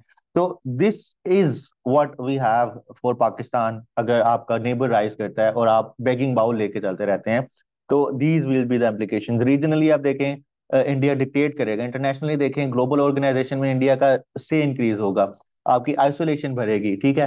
प्रोपागेंडा करेगा इंडिया आपके against. EU disinformation lab की रिपोर्ट के मुताबिक जिस तरह वो प्रोपागेंडा कर रहा है ऑलरेडी, आपको टेररिस्ट स्टेट का लेबल लगा दिया गया है, और आप ये प्रूव नहीं कर पा रहे कि कश्मीर की जो स्ट्रगल है वो इंडिजिनस स्ट्रगल है, उसको उसने ट्रांसफर करके रख दिया है ग्लोबली कि जी ये तो टेररिस्ट हैं, ठीक है। लाइक एक उसने अपना स्टांस इम्पोज कर दिया, and that is the diplomatic offensive against Pakistan. Nuclear technology, जिस तरह भी आपने आमना ने बात की कि जी आपकी वो लेबल लगाते हैं कि पाकिस्तान का न्यूक्लियर टेक्नोलॉजी स्टेबल नहीं है, जो फिफ्थ जनरेशन वॉरफेयर है वो पाकिस्तान के अगेंस्ट वो फर्दर वेज करेगा, उसकी सिक्योरिटी के ऊपर वो डिफेंस बजट ज्यादा लगाएगा, ठीक है। इकोनॉमी में देखें, इकोनॉमिक ब्लॉकेज लगा सकता है बाकी कंट्रीज के साथ। वो अगर वो कहता है कि जी तुर्की को कहता है फॉर एग्जांपल कि, या सऊदी अरेबिया को कहता है आपने मेरे साथ तिजारत करनी है तो पाकिस्तान के अंदर जाके आप इन्वेस्टमेंट ना करें, या यूएई को कह देता है, तो countries have to oblige India because they have their interest in India. तो all these are the implications for Pakistan. Security point of view से देखें, it can disturb and it has already disturbed balance of power in this region. So all these are the serious implications of India's rise. वो बाकी यहाँ पे मैंने आपको सामने लिख दिया, ठीक है। ये सारी shifting in perception, India's rise has shifted global perception, moving away from the previous grouping with Pakistan. India is now recognized as a major global power. Economic aggression against Pakistan by G20 global reach over Pakistan, जिस तरह अभी आपने बात की। Diplomatic leverage on Kashmir issue, erosion of goodwill, Pakistan frequent need for bailouts has eroded goodwill, particularly in the Middle East. तो उससे पाकिस्तान के limited options रह गए हैं इंटरनेशनली, ठीक है। तो ये सारी चीजें आ गई। और इकरा ने एक पॉइंट रेज किया, Iqra I will allow you to unmute, you can comment. अभी अफगानिस्तान वाला पॉइंट मैंने यहाँ पे एक्सप्लेन करना था, बट आई वांट कि आप एक्सप्लेन करें। Just raise your hand. अच्छा, इसके अंदर आप क्या कर सकते हैं आप कि आपका जो डिप्लोमेटिकली देखें कि व्हाट इज हैपनिंग इन अफगानिस्तान, अफगानिस्तान के अंदर जो प्रोपोगेंडा वॉरफेयर है उसको क्या कर सकता है इंडिया, मिस यूज कर सकता है, उसको पाकिस्तान के अगेंस्ट यूज कर सकता है। फॉर एग्जांपल अभी जो उसका अफगानिस्तान का जो एक prime minister, interim prime minister नहीं बल्कि मिनिस्टर ऑफ इंटीरियर, उसने कहा कि जी पहले जितने पाकिस्तान ने रेफ्यूजीज को रख लिया वो ठीक था, गुडविल थी, अब आप भेज रहे हैं तो वो बैड विल के अंदर और वो हॉस्टिलिटी के टर्न कर जाएगा और हमारे रिलेशंस आपसे खराब हो जाएंगे। तो these are the fault lines which are being established, और इंडिया उसको क्या कर सकता है, मैनिपुलेट कर सकता है, यूज कर सकता है पाकिस्तान के अगेंस्ट, और पाकिस्तान दोबारा सिक्योरिटी सेंटर स्टेट में रह सकता है। जी इकरा, आप बताएंगे जी थोड़ा सा सर। फर्दर। जी, ये आपने बहुत अच्छा एक्सप्लेन किया सर, ये भी है। और अगर हम सेकेंडली, ये तो स्टेट टू स्टेट लेवल हम देख रहे हैं कि जैसे पीएम ने ये कहा, अगर हम हम्म देखें कि पॉपुलेशन की क्या पॉइंट ऑफ व्यू है, उनके aggression frustration as per like Pakistan के लिए क्या है, या हम सॉफ्ट पावर का देखते हैं कि इंडिया ने कैसे सॉफ्ट पावर पावर अपनी यूज किया और इन्फ्लुएंस किया है अफगानिस्तान को, और पाकिस्तान कैसे अपनी नेबरिंग स्टेट को इन्फ्लुएंस कर रहा है, और India as a rising power वो सॉफ्ट पावर भी यूज कर रहा है। तो जैसे कि हम देखते हैं कि अगर मैच अभी हमने देखा कि जैसे वर्ल्ड कप इंडिया में हुआ है, वहां पे हम्म अफगानिस्तान की और पाकिस्तान की टीम्स का, अगर हम देखें कि स्पोर्ट को हम एज अ डिप्लोमेसी भी यूज करते हैं, लेकिन स्पोर्ट में ही अगर हम जो पाकिस्तान और अफगानिस्तान टीम्स का आपस में देख लेते हैं कि उनकी कैसे इंटरेक्शन थी, और अफगानिस्तान और इंडियन टीम्स की अगर इंटरेक्शन देखते हैं तो वो भी टोटली डिफरेंट हमें नजर और आती है ये सर। और ये उसके पॉइंट ऑफ व्यू अलावा ये आप जैसे अब कि अफगानिस्तान की टीम को पाकिस्तान के कोचेज ने पाकिस्तान के एकेडमी में ट्रेन किया था, एंड ट्रेन स्टिल। किया है, यस सर, ऐसा ही है। और इसके अलावा सर अगर हम देखेंगे इंडिया जैसे पाकिस्तान है, वहाँ ये देखा जाता है कि अफगानिस्तान में जो है वो मतलब तालिबान बनाए हैं, एक किस्म का ये पॉइंट ऑफ व्यू रखा जाता है। लेकिन इंडिया ने क्या बनाया, इंडिया ने हॉस्पिटल्स बनाए, इंडिया ने लाइब्रेरीज बनाई, इंडिया ने कॉलेजेस बनाए, ऑल्दो इवन दो वहाँ पे कोई इंडिया पढ़ने की वाला नहीं इन्वेस्टमेंट भी था, देखें, लेकिन इंडिया ने एक अपना नरेटिव बनाया, आप सही कह रहे हैं। अगर जी आप उसकी सॉफ्ट देखें वहाँ पे एक इन्वेस्टमेंट इन्फ्लुएंस देखें, किया। तो पाकिस्तान के इन्वेस्टमेंट ओवरऑल, पाकिस्तान ने ऐसा नहीं है कि वहां पे सिर्फ तालिबान बनाया है, पाकिस्तान ने उनके रेफ्यूजीज को सपोर्ट किया, पाकिस्तान ने बहुत, वहां लेकिन यस सर। एड दी है, ठीक है। आप अभी देख लें जो उसमें डिजास्टर्स आए हैं उसमें पाकिस्तान सपोर्ट करता है, डॉक्टर्स जाते हैं, लेकिन लेकिन we sir failed. Propaganda building इसी को बोलते हैं ना, कि यस। इंडिया जैसे अपना नैरेटिव सेल कर रहा है, इंडिया का नैरेटिव सेल होता है। और हम देखते हैं कि भाई इंडिया जैसे, अब आप देखें कि सार्क विद इन सार्क एक मिनी सार्क बनाई जाती है, जिसमें से पाकिस्तान इंक्लूडेड नहीं है, लेकिन बाकी सब स्टेट्स डिप्लोमेटिकली इंडिया के साथ किस तरह एंगेज है। हमारा इवन सार्क में भी उस तरह का स्टांस नहीं माना जाता जैसे इंडिया का स्टांस है। कितनी सार्क की मीटिंग्स कैंसिल हुई हैं just because of India. Yes. तो हमारा मतलब नैरेटिव इंडिया का सेल हो रहा है, हमारा नहीं हो रहा। फिर लास्ट लाइक आईएमएफ को देख लें, या बहुत सी ऐसी एग्जांपल्स होती हैं जो I am not coating here, like हम अगर पास्ट में देखें सर, मोदी का 3 इस तरह की थी पॉलिसीज थी, जिसमें सबसे टॉप पे था कि पाकिस्तान को आइसोलेट करना इंटरनेशनल अरीना में। जो कि हम आईएमएफ में देखते हैं, हम देखते हैं कि हम as a terrorist state declared हुए थे काफी स्टेट्स के। फॉरेन पॉलिसी में भी हमारा टूरिज्म बिल्कुल खत्म हो चुका हुआ था। और इस तरह की we have so many examples from the past and still, अगर हम देखें कि हमारी जो डिप्लोमेटिकली, अगर हम इंडिया को देखें कि इंडिया का राइज डिप्लोमेटिकली किस तरह है, Pakistan has tried his best, लेकिन जो इंटरनल एक टग है जिसकी वजह से हमारी भी डिप्लोमेटिकली हम फेल्ड हो चुके हैं। अगर हम पास्ट में देखें तो हमारे भी 2 आईसी समिट हुए थे पाकिस्तान में, वो भी एक डिप्लोमेटिकली हम कह सकते और हैं कि आपका एक बहुत डिप्लोमेटिक अच्छी विन हमारी कंसीडर करते हैं विन थी। 1973 में जो आपने किया, 74 में बांग्लादेश को रिकॉग्नाइज किया, सेकंड ओआईसी समिट था जो लाहौर में हुआ। तो similar yes sir. Cases with India. तो very well yes explain. Sir, तो ये नाउ सारी इंडिया चीज, इज डूइंग इट। यस, ये सारी चीजें जो हैं वो किस वजह से हैं? Because of the rise of India.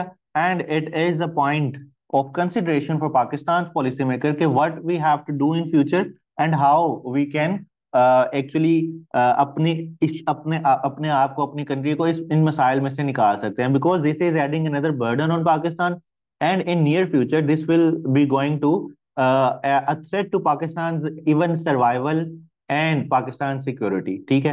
Because now we are dependent on each and every country globally for finance, for investment, for our remittances.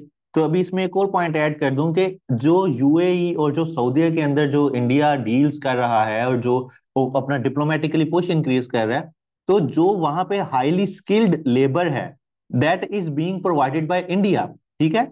और जो भी फलस्तीन में जो वर्क फोर्स को निकाला गया और इसराइल में जो इंडिया के वर्क फोर्स गई है, तो this is another manifestation of its diplomacy. और जिस तरह आपका मिडल ईस्ट सबसे ज्यादा रेमिटेंस का जरिया है और इसी की वजह से आपकी इकोनॉमी चल रही है, in the near future if we have not invested on our human development, on our economy, तो आपका जो रेमिटेंस का मीन है जो मिडल ईस्ट से आ रहा है वो भी रिप्लेस हो जाएगा इंडियन से, and then they will be there to send remittance back to India and not to Pakistan. तो ऑल दीज आर इम्प्लीकेशंस जो आप लिख सकते हैं। इतनी ज्यादा हमने इस पे बात की है, काफी चीजें इस पे नहीं लिखी गई, बट वर्बली आपको एक्सप्लेन कर दी गई हैं, तो ये आप चीज उसमें देख सकते हैं। ठीक है? तो all these are directly related to this thing. Global implications भी यहाँ पे है, काफी आपको एक्सप्लेन कर दी हैं। Now what Pakistan can learn from India? Yes, I will give another chance to someone who wants to say something here. Zubair का काफी टाइम से हैंड रेज है कि what Pakistan can learn from India. I have written many things, but आप उसको read भी कर सकते हैं। तो just to make this some interesting and interactive, I'll give opportunity to Zubair. जी Zubair, what Pakistan can learn from India? जी sir, असल में मैं तो क्वेश्चन आपसे करना चाह रहा था, लेकिन चले मैं इसको भी कमेंट कर देता हूँ। सर, ऑब्वियसली मतलब एक तो ये कि जो ह्यूमन डेवलपमेंट पे जो उसने काम किया है, ख़ास तौर पे आईटी सेक्टर के अंदर जो कुछ किया है, उसके बाद फिर ये कि पॉलिटिकल प्रोसेस की जो कंटिन्यूएशन है वो सबसे ज़्यादा इंपॉर्टेंट है। क्योंकि आज जो हम सब बात कर रहे हैं कि इंडिया ने जितनी प्रोग्रेस की है, तो वो जो डोमिनेंस रीजन के अंदर वो जो दिखा रहा है अपनी, तो उसके पीछे वजह वो 75 ईयर्स इंडिपेंडेंस के बाद से उनका पॉलिटिकल प्रोसेस का कंटिन्यू होना है। और पाकिस्तान में जैसे आपने खुद भी कहा कि तकरीबन 35-40 साल तो हमारी यहाँ डिक्टेटरशिप रही है। ऑल और राइट, बाकी फाइन। के जो जस्ट सम सॉलिड के हम क्या इसमें से कर सकते हैं, तो I will not take end पे क्वेश्चन आंसर में आप उसमें कंट्रीब्यूट कीजिएगा। तो what Pakistan can learn? Pakistan can learn many things. सबसे पहले we need to liberalise foreign direct investment, जिस पे मैंने काफी एम्फेसिस किया कि ठीक है कि इंडिया की जो अप्रोच थी वो 1970s में चेंज हुई, मोर लिबरल अप्रोच गई है, और अब हम SIFC के प्लेटफॉर्म से इसको करने की कोशिश कर रहे हैं। Diversification of foreign direct investment sectors. India opened many sectors for foreign investment like real estate, telecommunication, banking. हमें भी इसको एग्रीकल्चर, माइनिंग, ये सारे सेक्टर्स को इसके अंदर ऐड कर देना चाहिए. Then we need to focus on service sector. Service sector की क्या है कि सर्विस सेक्टर ने काफी ज्यादा कंट्रीब्यूट किया इंडिया की ग्रोथ में. अब इसके अंदर क्या आ सकता है? Real estate, telecommunication, again banking. तो we have to focus on these sector. यहाँ से आपकी अपनी इसको रिफॉर्म करें रियल स्टेट को, उसमें खाली डंप ना करें black money. We have to mobilise resources और वहां पे डेवलपमेंट करें. तो that can kick start many other industries. Then we need to address informal economy which India addressed. ठीक है, उसके थ्रू जो उसने स्टडी किया है, we can even use that. We need to establish a link between academia and industry. Sadly speaking, I have seen many aspirants or many like workers working in the government departments जो कि काफी अच्छी university से graduate होके आए हैं, and they why they joined these kind of services, government sector, और जो जॉब्स वो कर रहे हैं, small ranking job. Every job is equal and good, but we are living in a competitive society. तो अगर हम बात करते हैं why they are doing it, because they fail to get some skill from the university. We are talking about skill, not the degree. ठीक है, तो that is the main issue. We need to establish a link between academy and industry so that we can highlight कि ये चीजें आपने main areas हैं जहाँ पे आप डेवलपमेंट कर सकते हैं. Prioritizing technology and innovation, and then we need to avoid over protectionism. ये मैंने ऑलरेडी एक्सप्लेन किया था आपके इकोनॉमी लेक्चर में कि over protectionism, tariff, trade barriers किस तरह आपकी इकोनॉमी को डिस्ट्रॉय करते हैं. अगर किसी को क्वेश्चन है तो वो बाद में पूछ सकता है. उस लेक्चर में काफी मैंने डिटेल एक्सप्लेन इसको किया हुआ है. इसके अलावा economic transformation through export oriented policies. इसमें आप केस स्टडी स्टडी करें, इंडिया की भी आप करेंगे, लेकिन साउथ कोरिया की लाजमी करें. I will share you PDF file, share with you PDF file, जिसमें आप देखेंगे कि साउथ कोरिया ने किस तरह डेवलप किया अपनी इंडस्ट्री को. उसने क्या किया? उसने इंसेंटिवाइज किया. हम भी इंसेंटिवाइज कर रहे हैं, लेकिन उसने एक्स्ट्रा इंसेंटिवाइज किया. उसने कहा कि भाई जो एक्सपोर्ट टारगेट मीट करेगा नेक्स्ट ईयर उसको टैक्स सब्सिडी मिलेगी, उसके ऊपर कोई टैक्स इम्पोज नहीं होगा. जो इस टाइम लिमिट तक ये टैक्स एक्सपोर्ट टारगेट अचीव कर लेगा उसको उस सेक्टर के अंदर मोनोपोली मिल जाएगी. अगर कोई इस सेक्टर में जो अंडर इन्वेस्टेड सेक्टर है उस पर इन्वेस्ट करेगा तो गवर्नमेंट उसको सब्सिडी प्रोवाइड करेगी. ठीक है, उसने डिवर्सिफाई किया, ब्रोडन किया अपने एक्सपोर्ट सेक्टर को, और उससे उसने अपनी एक्सपोर्ट इंक्रीज की. We need to replicate the same thing. और बाकी सारी चीजें यहाँ पे लिखी हुई हैं, आप लोग देख लीजिएगा. We have to learn these from India, and these are the जो आपको दो स्लाइड्स में लिखी गई हैं. This is the crux of our lecture. I don't think इसमें एक्सप्लेनेशन की रिक्वायरमेंट है, you can just read it. तो ये वो सारी चीजें हैं जो कि आप इसमें से लर्न कर सकते हैं इंडिया से. Another last thing कि why Indian Army is not into its politics just like in Pakistan.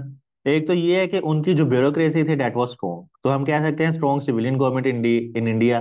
वहां पे पॉलिटिकल वैक्यूम इस तरह से स्टैब्लिश नहीं हुआ था जिस तरह पाकिस्तान में हुआ. There is proactive approach of Congress. ठीक है, no single community could dominate in army, no religion based reservation. Anti coup steps by Nehru government उसने किए. The Teen Murti house which used to be luxurious bungalow of Indian army chief before independence was converted to the prime minister residence. और यहाँ पे थोड़ा सा जो हमारा चीजों में आता है इम्बैलेंस आता है because of the weakness of our political institution, जिसकी वजह से दूसरा इंस्टीट्यूशन इस पे ओवर करता है. until I will not read it, सारा कुछ लिखा हुआ है, you can just go through it. Ethnic diversity in army, ठीक है. Professional nature of army है, and while Pakistan faced dangerous structural imbalance upon its inception, जिस तरह आपके पास राइट्स से आपके पास जो कॉन्स्टिट्यूशन मेकिंग डिले हुआ, nothing was there in India, so that is why उसकी आर्मी का इतना ज्यादा यहाँ पे रोल नहीं है. अच्छा, ये वही चीज यहाँ पे रिपीट हो गई है, why India is successful. So it's a quite a lengthy topic जिसको हमने पूजे में कहते हैं ना बंद किया है. तो ये आपका करंट अफेयर का आज का टॉपिक था. आई होप आपने एंजॉय किया होगा इस टॉपिक को, इस पॉइंट को. और यहाँ पे आपने जो आप क्वेश्चंस हैं वो आप रेज कर सकते हैं, मुझे बता सकते हैं चैट में कि आपको ये चीजें समझ आ गई हैं. ठीक है, आई होप कि आज का लेक्चर आपके लिए थोड़ा सा इंटरेस्टिंग भी हुआ होगा, और बोरिंग तो बिल्कुल नहीं हुआ होगा क्योंकि बोर तो हम करते नहीं है.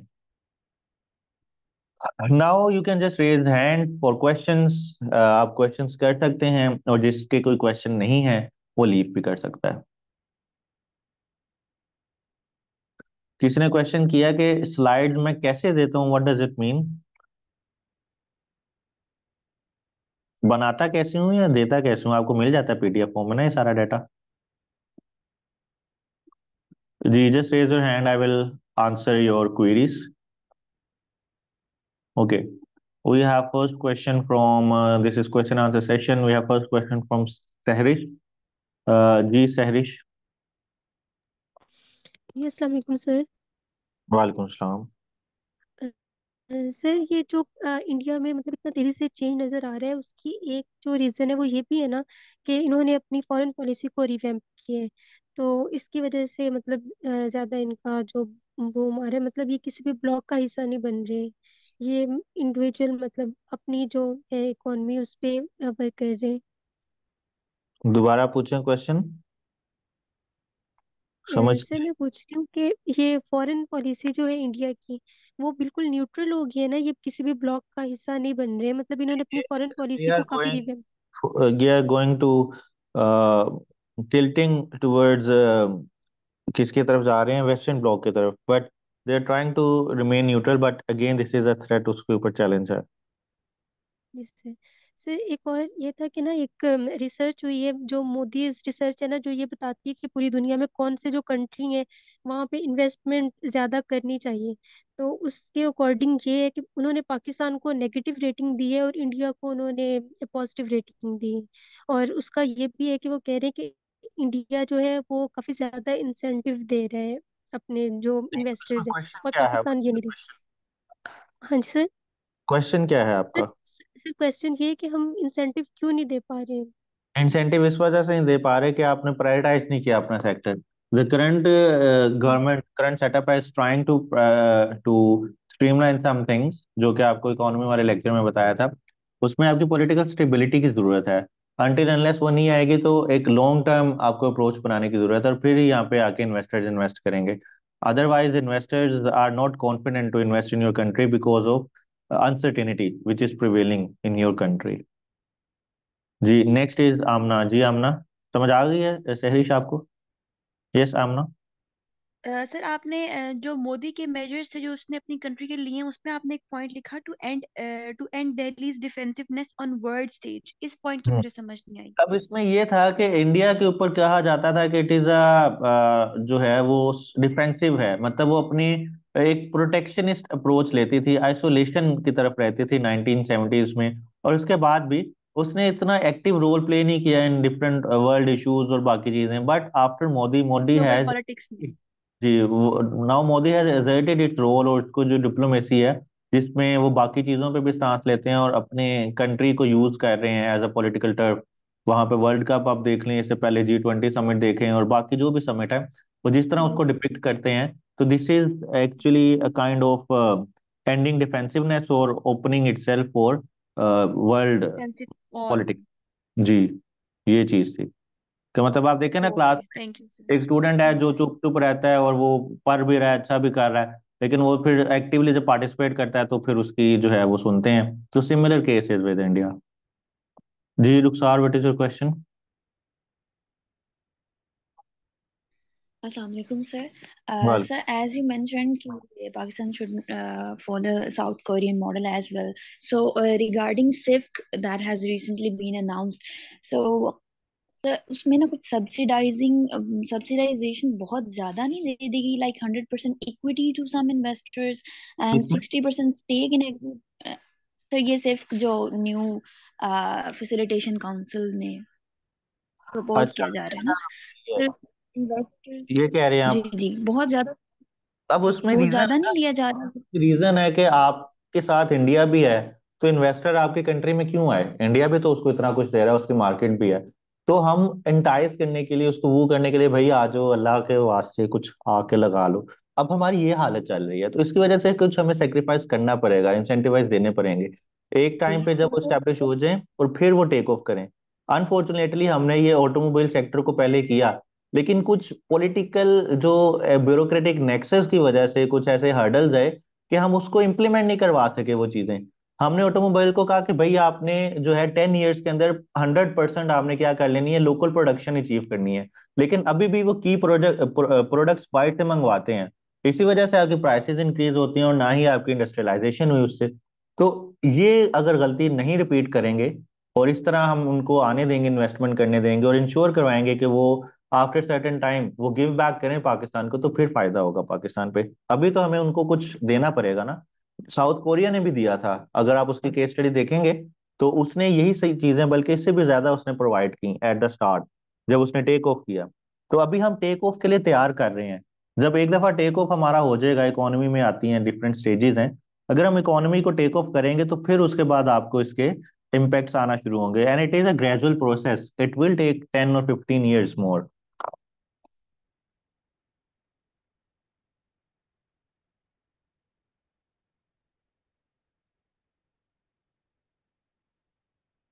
जी रुखसार का आंसर हो गया है। Next is Salman.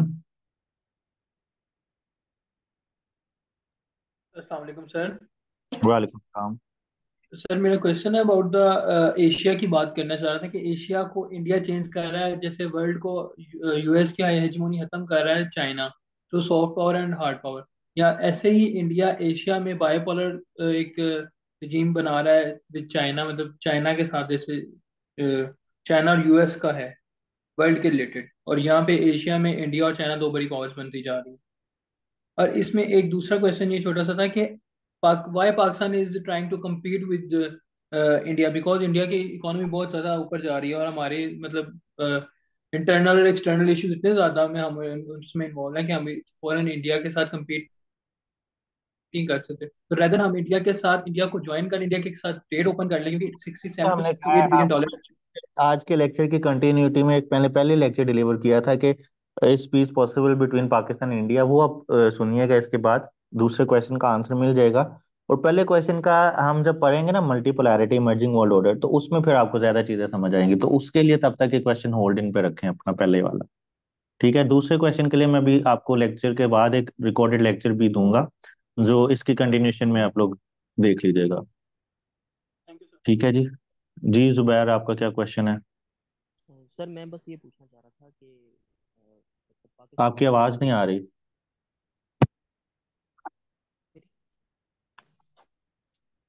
जी आवाज़ आ रही सर आपको?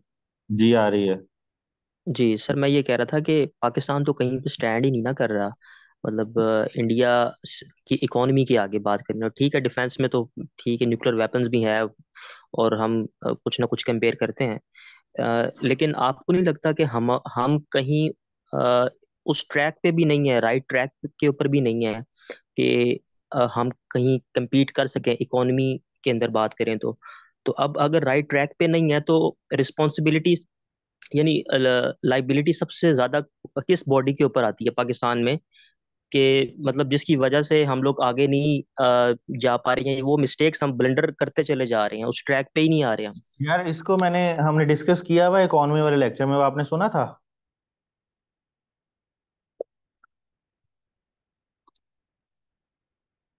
इकोनॉमी वाले लेक्चर में ये चीजें मैंने डिस्कस की हैं कि हमने क्या मिस्टेक्स की हैं। वही मिस्टेक्स सारी जगह रिपीट होंगे हमारे इश्यूज में। तो उस पर मैं अभी ब्रीफ नहीं करूंगा बहुत ज्यादा। तो आप वो देख लीजिएगा अगर आपने नहीं सुना ना। अगर फिर भी नहीं समझ आएगी तो फिर व्हाट्सएप पे पूछ लेना जो चीजें हैं। जी साहब। हेलो अस्सलाम वालेकुम सर। सर मेरा क्वेश्चन ये है कि Pakistan and India both got independence at the same time. जो मेरा क्वेश्चन है वो ये है सर कि India is as being a secular state and Pakistan is not a secular state, क्या ये चीज़ कहीं रोल प्ले करती है इंडिया को यहाँ जहाँ वो जिस डायरेक्शन में जा रहा है, या एज अ इमर्जिंग पावर बन रहा है, इस सेकुलर चीज़ स्टेट में को कहीं कौन रोल प्ले समझा? किया जाता है? नहीं, सेकुलर स्टेट का नहीं, उसकी डेमोक्रेसी कंटिन्यूटी का रोल है। I doubt on it's secular nature.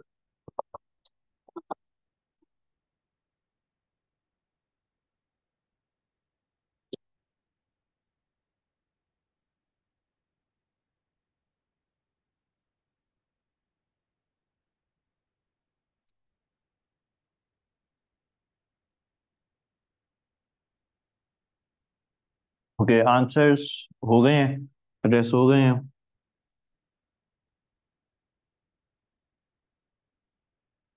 अच्छा, रुखसार का एक क्वेश्चन है कि साउथ कोरिया की economy standing is different than ours. अभी की बात नहीं मैं कर रहा साउथ कोरिया की, जब उसने टेक ऑफ स्टार्ट किया था 50 ईयर्स अगो, उसकी बात करूं कि तब क्या थी। वर्ल्ड बैंक ने इस पे केस स्टडी की हुई है, वो मैं आपको शेयर करूंगा, वो रीड कीजिएगा।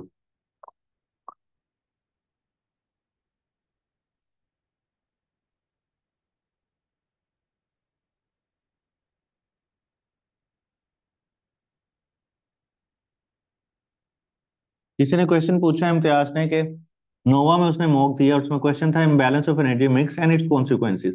तो Imtiaz you can create your consequences ना, उसके कॉन्सिक्वेंसेस क्या हुए ऐसे में आए, अगर आपका टॉपिक है तो इतने ज्यादा कॉन्सिक्वेंसेस है। एक तो आपकी अफोर्डेबिलिटी का इशू है, इंडस्ट्रियल कम्पिटिटिवनेस की इशू आ जाएगा, पॉलिटिकल स्टेबिलिटी है, इकोनॉमिक आपकी जो ग्रोथ है वो इसके ऊपर आ जाएगी, इसके अलावा पॉवर्टी इंक्रीज हो जाएगी, इसके अलावा जो आपके लॉ एंड ऑर्डर सिचुएशन है वो क्रिएट होगी। तो इसको डिफरेंट डोमेन्स में डिवाइड करके कर सकते हैं। तो कॉन्सिक्वेंसेज आई थिंक आप लोगों के लिए बनाना टॉपिक पढ़ने के बाद मुश्किल नहीं होगा। तो इसके अलावा और किसका क्वेश्चन है, कोई रह गया? Mariam, you are saying that you have a concern about Google Classroom, it's not working. Why it's not working? Just let me know, WhatsApp me with screenshot के क्या हो रहा है, मैं आपको देख लेता हूँ क्या मसला है। जिसका वर्क नहीं कर रहा, तो आप लोगों को शुरू में मैंने लिंक दिया था, आपने ओपन नहीं किया, तो आप मुझे ईमेल भेज दें। नहीं चल रहा तो मैं आपको बता देता हूँ कैसे नहीं चल रहा, और सेम ईमेल से ओपन किया करें। कभी आप एक अकाउंट से ओपन करते हैं फिर दूसरे से करेंगे तो नहीं चलेगा ना, एक तरीका है उसका करने का। एक ईमेल जो आपने दी है उसमें से ओपन करें, हो जाएगा। अगर नहीं हो रहा तो मुझे बता दें, अवेलेबल हैं हम आपके लिए। So I think that's all for today's class, and we'll have class tomorrow. We'll try to cover Pakistan and US relations. एक relations के ऊपर हम बात करेंगे, वो हम कल के लेक्चर में करेंगे। So that is all for today, and thank you.